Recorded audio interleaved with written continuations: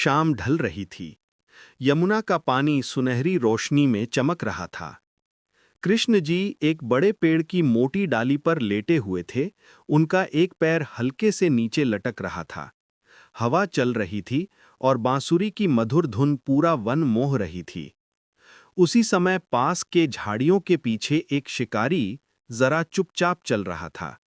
धुंधलके में उसने नीचे लटकते कृष्ण के पैर को देखा और उसे लगा कि यह किसी हिरण का पांव है। वह ठिठक गया। कुछ पल तक सुनता रहा, पर उसे केवल बांसुरी की आवाज सुनाई दे रही थी।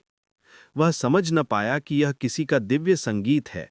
उसे सिर्फ लगा कि पास शिकार है। उसने तीर कमान पर चढ़ाया, धीरे से निशाना साधा और इस कहानी को आगे बढ़ने से पहले जो कृष्ण जी को मानते हैं वो वीडियो को लाइक और सब्सक्राइब करें। धन्यवाद। श्श्श। तीर सीधा जाकर कृष्ण के पैर में धंस गया। कृष्ण जी की बांसुरी की धुन थम गई। उनका चेहरा शांत था, मानो आने वाले क्षण को पहले से जानते हों।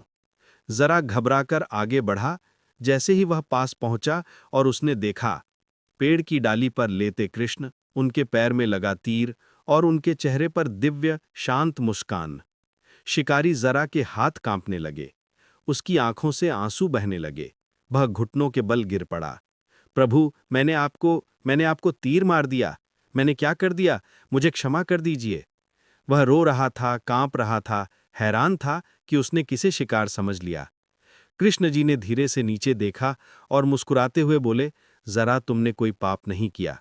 ये सब मेरे ही लीला का हिस्सा है। उनके शब्दों ने जरा को और रुला दिया। वह समझ ही नहीं पा रहा था कि जिसने पूरे जगत को बचाया, उसी को उसने घायल कर दिया। यमुना की लहरें भी दुख से भर गई हों जैसे। बांसुरी चुप थी, लेकिन वातावरण कृष्ण की दिव्यता से गूंज रहा था।